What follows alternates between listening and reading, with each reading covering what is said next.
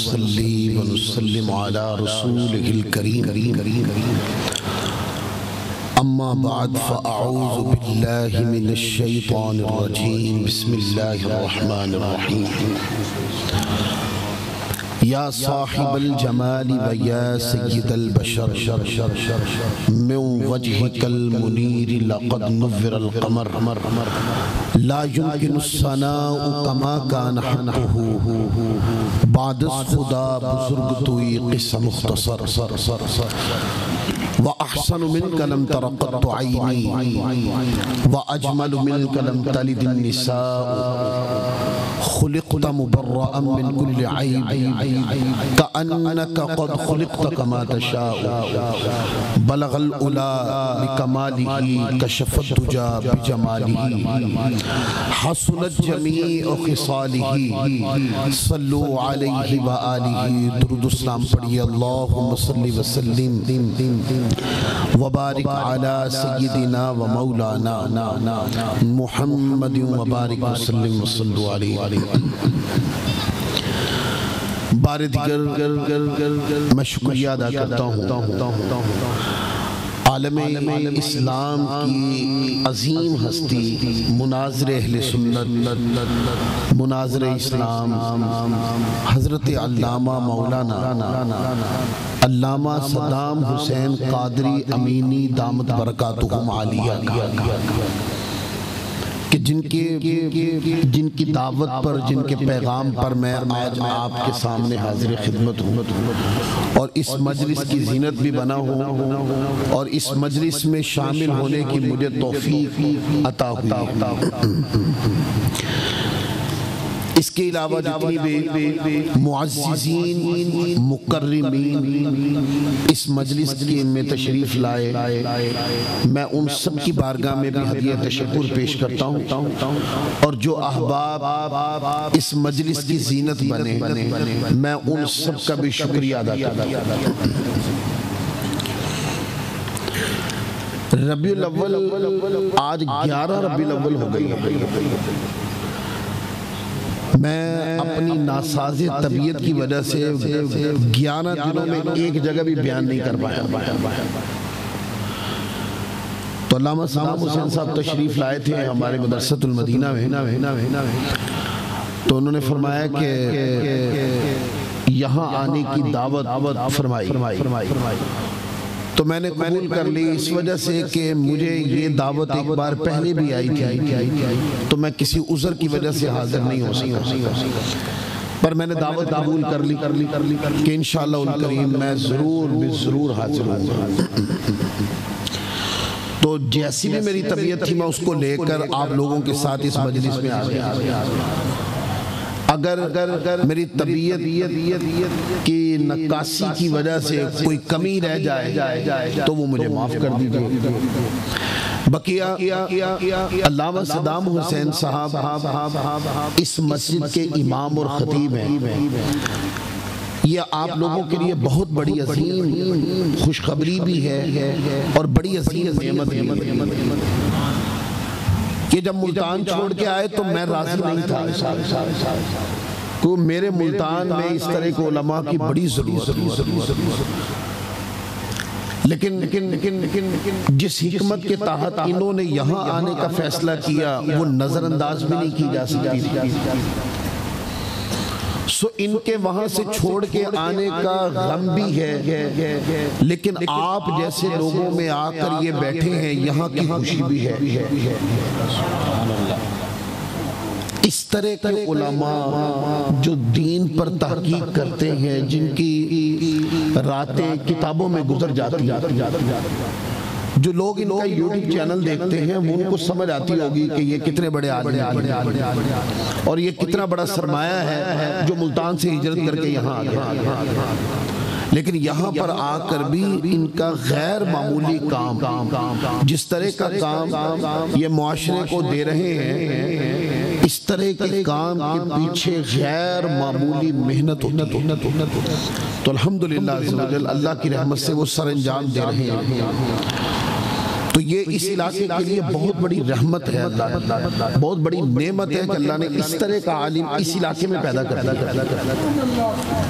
یہ عالم ایسا ہے، یہ ڈٹ جانے والا ہے، لڑ جانے والا ہے، یہ ہارے ہوئے پہلوانوں میں سے نہیں ہے، یہ زندگی گزرے گی، اس کو کوئی ہرا نہیں سکتا، یہ بچپن سے دیکھا ہے، آج تک دیکھا ہے۔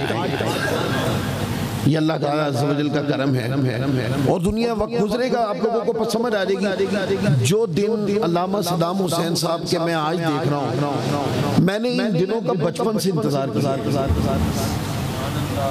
اور آج وہ جو میرا انتظار تھا نا، ابھی وہ دن مزید آگے آنے، وہ دن ایسے بھی آئیں گے کہ جب وقت نہیں ہوگا ان کے پاس۔ تو ابھی اس علاقے میں ہیں، آپ لوگ ان کی تقاریر سنتے ہیں، ان کی تقاریر کی سب سے بڑی خوبصورتی یہ ہے کہ آپ لوگوں کو اپنے مسلک کا درد ملتا ہے، اپنے مسلک کے دلائل ملتے ہیں، اپنے مسلک کی پختگی ملتی ہے۔ تو یہ اللہ رب العزت کا بڑا کرم ہے۔ تو اللہ کی رحمت سے میں یہ دعا کرتا ہوں کہ اللہ تعالیٰ عز و جل ان کا سایہ اس علاقے پر اور ساری اہل سنت کے اوپر اللہ تعالیٰ قائم و دائم فرمائے، ان کی برکات اللہ تعالیٰ سلامت رکھے۔ ہمارا مختصر سا بیان ہے، لیکن بیان جتنا بھی ہے وہ سارا سمجھنے والا ہے۔ ابھی دوست نعت خان بھائی پڑھ رہے تھے تو پیسے دینے کے لیے آ رہے تھے، اچھی بات، خدمت کرنی چاہیے، کسی کو ذوق آئے تو وہ دے، علماء خطباء کی خدمت کرنی چاہیے، بہت اچھی بات ہے، کیونکہ جن کتابوں کو علماء پڑھتے ہیں نا وہ پتہ کتنی مہنگی ہے، وہ 50,000 کی لاکھ روپے کی ایک کتاب آتی، جس کو لیتے ہیں، خریدتے ہیں، محنتیں کرتے ہیں، تو ضرور خدمت کیا کریں۔ لیکن ابھی ہم جب گفتگو شروع کریں گے تو کوئی ذوق آور جملہ نکل جائے تو پھر آپ اپنی جگہ سے اٹھ کے یہاں پیسے دینے نہیں نہ آئیے گا، تو جب آپ پیسے دینے آتے ہیں تو پھر توجہ ٹوٹ جاتی ہے۔ آپ نے آخری دم تک اگر مجھے کچھ دینا ہے تو اپنی محبت دیجئے گا، دعا دیجئے گا، یہ کافی ہے، پر اٹھ کے نہ آئیے گا تاکہ کسی اور کی توجہ نہ ٹوٹ جائے۔ ہو سکتا ہے کہ دوران بیان کوئی بندہ کسی یعنی توجہ اس کی کہیں اور گنبد خضرا کے قریب پہنچا ہوا ہو، اور آپ جناب جب اٹھ کے آئیں پیسے دینے تو اس کا تصور ہی ٹوٹ جائے۔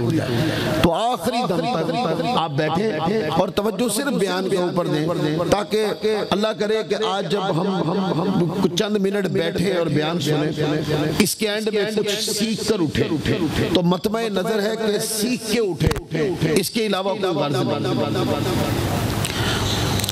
اللہ رب العزت کا یہ بڑا عظیم کرم ہے جس نے ہمیں آج کی رات حضور علیہ السلام کے میلاد کے انتظار کے لیے بٹھایا ہے، پھر اپنے حبیب کا ذکر کروایا ہے، پھر اپنے حبیب کی محبت ہمارے دلوں میں ڈالی۔ یہ ہر دل میں نہیں ہوتی، یہ ہر کسی کو نصیب بھی نہیں ہوتی، یہ نصیب والوں کو نصیب ہوتی ہے کہ وہ بیٹھتے ہیں اور سید عالم صلی اللہ علیہ وآلہ وسلم کا ذکر کرتے ہیں، آپ کا میلاد کرتے ہیں۔ آقا علیہ السلام کی زندگی طیبہ انسانیت کے لیے مشعل راہ ہے۔ انسانیت اپنی انسانیت کی سمجھنا چاہے تو آقا علیہ السلام کی زندگی طیبہ کو پڑھتا چلا جائے، سیرت طیبہ کو پڑھتا چلا جائے اور زندگی کے ہر شعبے کو سیکھتا چلا جائے۔ ایسی زندگی یعنی ایسی کتاب تربیت ہے حضور کی ذات اقدس کہ آپ پڑھتے چلے جائیں اور زندگی کے ہر گوشے کو سیکھتے اور سمجھتے چلے جائیں۔ حضور علیہ السلام 40 سال زندگی آقا علیہ السلام کی گزری، آپ کی ولادت طیبہ کے بعد، اور 40 سال زندگی گزرنے کے بعد حضور علیہ السلام ایک دن کوہ صفا کی پہاڑی پر تشریف لے گئے اور حضور علیہ السلام نے وہاں لوگوں کو بلایا اور لوگوں کو بلا کر کہا کہ اب جو لوگ جن کو حضور ایڈریس کر رہے ہیں، آقا علیہ السلام جن کو خطاب فرما رہے ہیں، جن کو بلایا ہے، جو لوگ سامنے آ گئے ہیں، وہ لوگ مسلمان نہیں ہیں، کیونکہ دعوت تو اب حضور دیں گے نا، ابھی وہ جس مذہب پہ ہیں اسی مذہب کے لوگ ہیں۔ تو آقا علیہ السلام نے لوگوں کو منادی کی، بلایا، پکارا۔ تو مکہ کے اندر یہ طریقہ کار ہوتا تھا، جب بھی کوئی شخص پکارتا تو ہر قبیلے کا ایک ایک فرد آ جاتا اور وہ آ کر بات کو سنتا اور جا کر اپنے قبیلے میں خبر دے دیتا۔ تو پتہ چل جاتا ہے کہ فلاں کی جو منادی ہے اس نے یہ بات کہی ہے، وہ اطلاع پہنچ جاتی، یعنی اطلاع کا ذریعہ یہ ہوتا ہے۔ تو اس طرح سارے لوگ اکٹھے ہو گئے، اس میں ابو جہل بھی آ گیا، ابو لہب بھی آ گیا، اور مکہ کے باقی کافر بھی اکٹھے ہو گئے۔ تو حضور علیہ السلام نے فرمایا، اے لوگو، اگر میں تمہیں کہوں کہ جس پہاڑ پر میں کھڑا ہوں اس پہاڑ کے پیچھے ایک لشکر ہے جو تم پر حملہ آور ہونے والا ہے، تو کیا تم میری بات کو مان جاؤ گے؟ تو یہاں کافروں نے ایک جملہ بولا ہے جو بہت سمجھنے اور سیکھنے والا ہے۔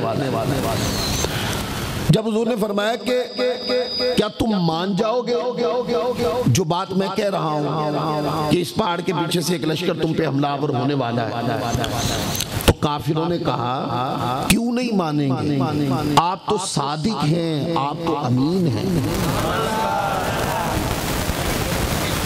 اب یہ جو جملہ ہے نا کہ آپ تو صادق ہیں، آپ امین ہیں، آپ 40 سال کے بعد آپ یہ کلام لوگوں سے کر رہے ہیں اور لوگوں کی آپ کے بارے میں رائے یہ ہے، تو بتائیں 40 سال کے اندر آقا علیہ السلام کی سیرت طیبہ نے لوگوں کے دلوں کے اوپر کس طرح کے نقوش چھوڑے ہوں گے؟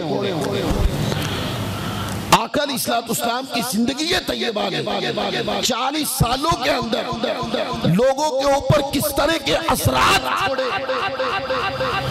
لوگ جانتے نہیں ہیں کہ 40 سالوں میں انہوں نے کبھی بت پوجا نہیں کی، یہ بتوں کے قریب بھی نہیں گئے، یہ بتوں کے عبادت خانے میں بھی کبھی نہیں گئے، اور ہم بتوں کی پوجا کرتے ہیں، ان کو کبھی نہیں دیکھا، لیکن پھر بھی آقا کی سیرت طیبہ نے ایسے نقوش چھوڑے، ایسے اثرات چھوڑے کہ وہ لوگ آقا کی بے مثال اور لاجواب سیرت طیبہ کا پورا ڈھانچہ سانچہ ان کے سامنے وہ مجبور ہو گئے کہ آپ تو صادق ہیں، آپ تو امین ہیں۔ ان جملوں کا معنی سمجھتے ہیں؟ ان جملوں کا معنی یہ ہے کہ آپ بڑے بے عیب ہیں، آپ بڑے بے نقص ہیں، آپ کے اندر کوئی کمی نہیں، کوئی کجی نہیں، آپ جیسا کوئی نہیں دیکھا، آپ کی مثال بھی نہیں دیکھی۔ یہ سفر 40 سالہ حضور علیہ السلام کی زندگی طیبہ کا، جس میں آقا علیہ السلام کی اخلاق کی بے مثالی الگ ہے، حضور کے کردار کی بے مثالی الگ ہے، آقا علیہ السلام کے اطوار کی بے مثالی الگ ہے۔ بتاؤ ان 40 سالوں کے اندر مصطفیٰ صلی اللہ علیہ وسلم کتنا میٹھا بولے ہوئے کہ دلوں میں حضور کی باتیں گھر کر رہی ہیں۔ آقا علیہ السلام نے لوگوں کے لیے کتنا اپنی طبیعت میں گنجائش چھوڑی ہوگی کہ آج لوگ حضور علیہ السلام کو بے مثال کہنے پہ مجبور ہیں۔ یہ 40 سالہ سفر ہے حضور کا، یعنی ایک بے مثال سیرت، ایک بے مثال کردار، ایک بے مثال صاف ستھری شیشے جیسی ذات کہ کافر کہتے ہیں یہ آئینہ 40 سالوں سے دیکھ رہے ہیں پر عیب نہیں دیکھا اس نے، عیب نہیں دیکھا اس کے اندر. جو حسن سراپا اقدس کی بے مثالی ہے وہ تو الگ ہے. ہم تو بات کر رہے ہیں آقا علیہ السلام کی اخلاقی زندگی کی. حضور علیہ السلام کی اخلاقی زندگی کے جو نقوش ہم اس پہ بات کر رہے ہیں. اور کوئی عیب یعنی کافر کوئی عیب نہیں نکال سکا مصطفیٰ کی ذات پر. کافروں کو بھی نظر آیا کہ اگر زندگی جینی ہے تو ان کو دیکھ کے جیو. اگر زندگی کا مطلب سمجھنا ہے تو ان کی ذات کو سمجھو, ان کی ذات کے پیچھے چلو. کافر جب امانتیں رکھواتے تھے وہ کو مذہب تھوڑی پوچھتے تھے, وہ امانت رکھوا کے چلے جاتے. کیوں؟ ان کو پتہ ہے کہ امانت میں خیانت یہاں نہیں ہوتی ہے. جب کوئی بات پوچھتے تو ان کو پتہ ہے کہ یہ کچھ فرما دے تو یہ سچی بات فرماتے ہیں. ان کی زبان اقدس سے سچ کے علاوہ جملہ نہیں نکل سکتا. لہذا کافروں نے حضور علیہ السلام کی زندگی طیبہ کے بارے میں کہا ہم کیوں نہیں آپ کی بات مانیں گے, آپ تو صادق ہیں, آپ امین ہیں, آپ بے عیب ہیں, بے نقص ہیں, لاجواب ہیں, اعلیٰ کردار کے حامل. جب حضور علیہ السلام نے ان کافروں سے اس بات کا اقرار کروا لیا تو حضور علیہ السلام نے پھر اعلان نبوت فرمایا. لوگوں کو فرمایا اے لوگوں سنو, میں تمہاری طرف اللہ کا نبی اور رسول ہوں اور میں تمہیں دعوت دیتا ہوں کہ خدا وحدہ لا شریک ہے, اس کا کوئی شریک نہیں, اور اللہ کے علاوہ کسی کو خدا ماننا یہ شرک ہے اور یہ درست نہیں. لہذا تم اللہ تعالیٰ کو ایک مانو اور اس کی عبادت کیا.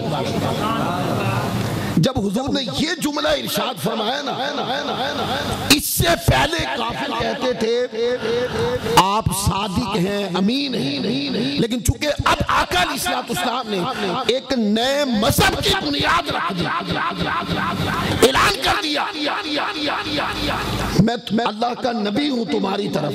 اب ظاہر ہے یہ ایک نیا دین جو تھا, نیا مذہب جو تھا, یہ ان کے مذہب کو ڈیمیج کر دینا تھا اس مذہب میں. کیونکہ ان کا جو مذہب تھا اس مذہب کے اندر انسانیت پہ ظلم ہوتا ہے. اس مذہب کے اندر یا دیکھیں نا بچیوں کو زندہ درگور کر دیا جاتا ہے, غریب کو جینے کا حق نہیں ہے, اور علم کو جہالت اور جہالت کو علم سمجھتے ہیں. اور جبکہ جو اسلام ہے یہ تو علم کی شمع روشن کرنے کے لیے آیا. اسلام جب آیا, حضور کا دین آیا, قرآن آیا تو بلال حبشی غلام تھا, اور جب آقا علیہ السلام کا کلمہ پڑھ لیا غلام اور آقا ایک ہی صف میں کھڑے نماز پڑھتے تھے. تو آگے ان کا دین مٹ جانا تھا. تو حضور نے جب اعلان نبوت کیا تو کافر سارے پہلے اپنی بے مثالی کا اقرار کروایا, پھر اعلان نبوت کیا.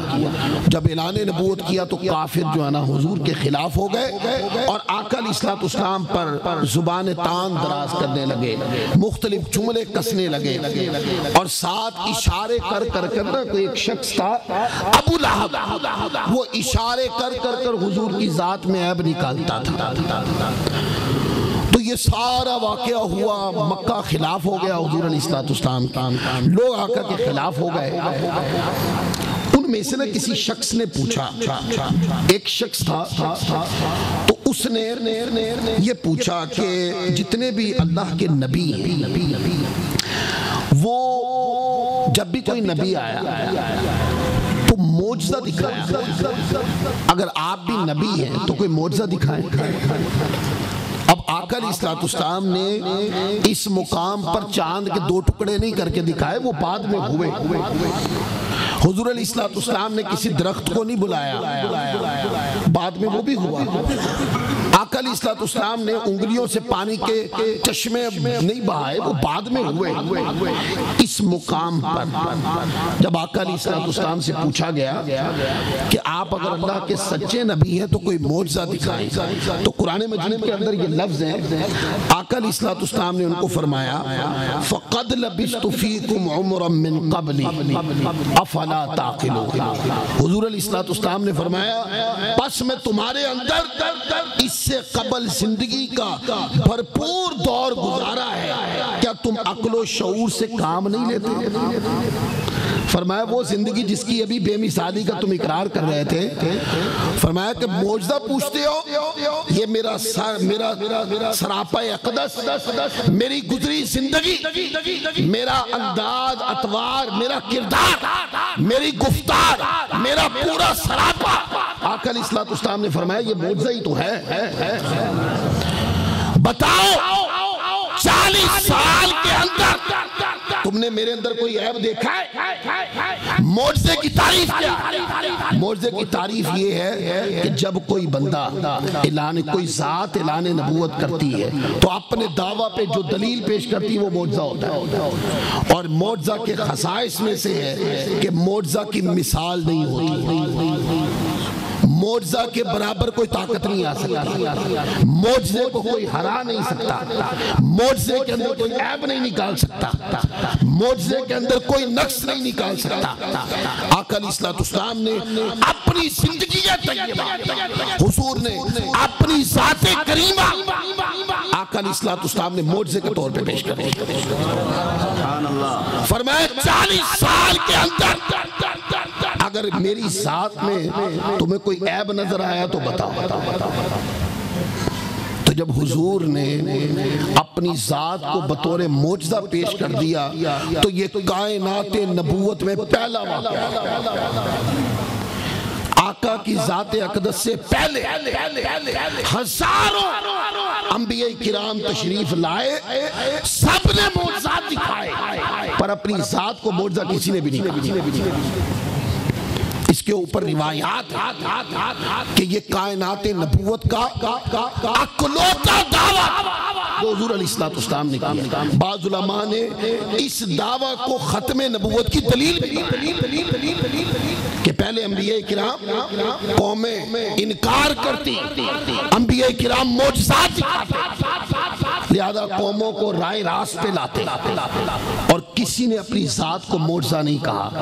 آقا علیہ السلام چونکہ نبی آخر الزمان ہے، اس لیے حضور علیہ السلام نے اپنی ذات کو بطور معجزہ پیش کر دیا۔ جب حضور کی ذات معجزہ ہوئی تو پھر آقا کا کلام بھی معجزہ ہوا، حضور کا بیان بھی معجزہ ہوا۔ حضور انگلی اٹھا کے اوپر کر دیں، میں ابھی حدیثیں پڑھتا ہوں اس پر، ایسے انگلی اٹھا کے اوپر کر دیں تو معجزہ بنتا، اور یہ اٹھی ہوئی انگلی کو نیچے کر دے تو معجزہ ہو جائے۔ حضور کسی کو غور سے تک لیں تو معجزہ ہو جائے، ایسے غور سے کسی کو تک لیں نا تو یہ معجزہ ہو جائے۔ اگر آقا علیہ السلام اپنا پانی لے کر ایسے پی کر یوں پانی پی کر حضور علیہ السلام یہ پانی کسی کو دے دیں تو یہ پانی معجزہ بن جائے۔ آقا علیہ السلام کسی کو بلائیں تو مصطفیٰ کا بلانا بھی معجزہ، اور کہیں کہ واپس آ کے لگ جا، واپس کا اشارہ کرے تو وہ بھی معجزہ، بلاوا بھی معجزہ اور واپس جانے کا حکم بھی معجزہ۔ حضور قدمین طیبین در دولت سے باہر نکالیں تو قدم کا باہر نکلنا بھی معجزہ، در دولت میں قدم واپس جانا بھی معجزہ۔ لہذا چونکہ آقا علیہ السلام نے اپنی ذات کو معجزے کے طور پہ پیش کر دیا، یہاں سے علماء کرام نے یہ دلیل اخذ کی کہ باقی سارے انبیاء کرام معجزات لے کے آئے، آقا علیہ السلام سراپا معجزہ بن گیا۔ سبحان اللہ، کیا بات ہے، کیونکہ اپنی ذات کو بطور معجزہ پیش کر دیا، تو جب ذات معجزہ ہوئی تو اس ذات سے اس ذات کی ہر واردات اب اب دیکھیں نا میں نے کہا انگلی ایسے اٹھائیں تو معجزہ بن جائے. کافر لوگ انہوں نے بڑا مشورہ کیا. بڑے مشورے کے بعد انہوں نے کہا کہ ان سے کہیں کہ چاند کے 2 ٹکڑے کر کے دکھائیں. بڑے مشورے کے بعد بڑے بڑے جو ان کو سمجھدار نظر آتے تھے ان سے بڑا کاہنوں سے مشورے کر کے انہوں نے کہا بھئی اگر یہ سچے نبی ہیں تو پھر یہ آسمان پہ تغیر کریں گے, ان کا اختیار آسمان پر چلے گا, اور اگر یہ سچے نبی نہیں ہیں تو جادو کا اثر دنیا میں چل سکتا ہے, آسمان پر نہیں چل سکتا. لہذا ان سے یہ پوچھیں کہ آسمان کے 2 ٹکڑے, چاند کے 2 ٹکڑے کر کے دکھائیں. حضور علیہ السلام کے پاس آئے تو لوگوں نے یہ کہا کہ آپ چاند کے 2 ٹکڑے کر کے دکھائیں. تو آقا علیہ السلام نے وہاں یہ تو نہیں کہا میں تو کچھ کر نہیں سکتا, میں تو مکھی کا پر بھی نہیں بنا سکتا ہوں, مجھے تو کوئی اختیار ہی نہیں ہے, مجھے تو کسی قسم کی کوئی میرے پاس طاقت نہیں ہے. حضور نے یہ نہیں فرمایا. جب آنے والوں نے کہا کہ چاند کے 2 ٹکڑے کر دیں, آقا نے یہ ان کا دعویٰ ایکسپٹ کر لیا. اور بعض روایات میں حضور علیہ السلام ایک ٹیلے پہ تشریف لے گئے اور ٹیلے پہ جا کر وہ لوگ بھی ساتھ ٹیلے پہ لے گیا کر آقا علیہ السلام نے دعا مانگی یا اشارہ کیا. وہ کہتے ہیں کہ جیسے ہی دعا مانگی یا اشارہ کیا تو وہ جو چاند تھا, چاند حضور نے اس کو انگلی تھوڑی لگائی. بھئی کوئی بندہ کہہ سکتا ہے انگلی لگائی ہے تو شاید انگلی لگنے کی وجہ سے ایسا ہو گیا. نہ, آقا علیہ السلام نے چھوا ہی نہیں ہے اس کو. چاند نیچے نہیں آیا رہا, اوپر. حضور علیہ السلام زمین پہ کھڑے ایسے اشارہ کیا چاند. وہ کتنا دور ہے, وہ کتنا وزنی ہے, وہ کتنا بھاری ہے, وہ زمین سے کتنا بڑا ہے, اس کی غرض مصطفیٰ کو نہیں. اشارہ کیا اور چاند کو کہا 2 ٹکڑے ہو جا. تو کہتے ہیں چاند اسی وقت 2 ٹکڑے ہوا. ایک حصہ پہاڑ کے اس طرف ہو گیا اور دوسرا حصہ اس طرف ہو گیا. دیکھنے والے دیکھتے رہ گئے, یہ کیا ہوا. اب یہاں پر ایک بات کروں پھر اگلی بات کرتا ہوں. جب یہ دیکھا نا کہ چاند کے 2 ٹکڑے ہو گئے, ہاتھ تک نہیں لگایا, یوں بھی نہیں کہا حضور علیہ السلام نے چاند 2 ٹکڑے ہو جا, چاند کا نام بھی نہیں لیا, صرف اشارہ. آپ کو پتہ ہے 2 ٹکڑے ہو جانے کا معنی کیا ہوتا ہے؟ مر جانا. 2 ٹکڑے ہونے کا معنی کیا ہوتا ہے؟ مر جانا. چاند نے حضور کا اشارہ پایا, اس نے اپنی جان کی پرواہ نہیں کی کہ میں کٹ جاؤں گا تو مر جاؤں گا. اس نے کہا اگر حضور کی رضا پہ کٹ مروں تو یہی زندگی ہے. اشارہ کیا اور چاند کے 2 ٹکڑے ہو گئے. اب یہاں پر ایک لطیف بات کرنا چاہتا ہوں. یہاں پر دیکھنے والوں میں نا کچھ لوگ ایسے بھی تھے, علامہ صدام حسین صاحب, وہ ایسے حضور کے سامنے نا ہاتھ کر کے انہوں نے نا سلنڈر کر دیا اپنے ایسے اور کہا حضور کلمہ پڑھا کر مسلمان کر لیں, کلمہ پڑھا کر مسلمان کر لیں. اب میں آپ سے پوچھتا ہوں, یہ جو ذات مسلمان ہونے آئی جو حضور کی دہلیز پر آقا کے قدموں میں اور متمنی ہے حضور مجھے کلمہ پڑھا کر مسلمان کریں, اس کو ایمان کی دہلیز پہ کھینچ کے کون سی چیز لائی ہے؟ کس چیز نے مجبور کیا ہے کہ مسلمان ہو جائے؟ ہاں, اس نے عظمت مصطفیٰ کی اونچائی کو دیکھا, عظمت مصطفیٰ کی بے مثالی کو دیکھا, عظمت مصطفیٰ کے عروج کو دیکھا ہے, عظمت مصطفیٰ کی بلندی کو دیکھا ہے. جب عظمت مصطفیٰ کی بلندی کو دیکھا ہے اس کی عقل سجدہ ہو گئی اور نالین مصطفیٰ سے اٹھ نہیں سکا. ہاتھ جوڑا حضور کلمہ پڑھا کے مسلمان کر لیا, دار اسلام میں داخلہ. تو دیکھا لوگ پوچھتے ہیں نا کہ عظمت مصطفیٰ کا عقیدہ کیوں ضروری ہے. عظمت مصطفیٰ کیوں ضروری ہے؟ اس لیے ضروری ہے کہ ایمان کے اندر داخل بھی یہی کرتی ہے، ایمان بچاتی بھی یہی ہے۔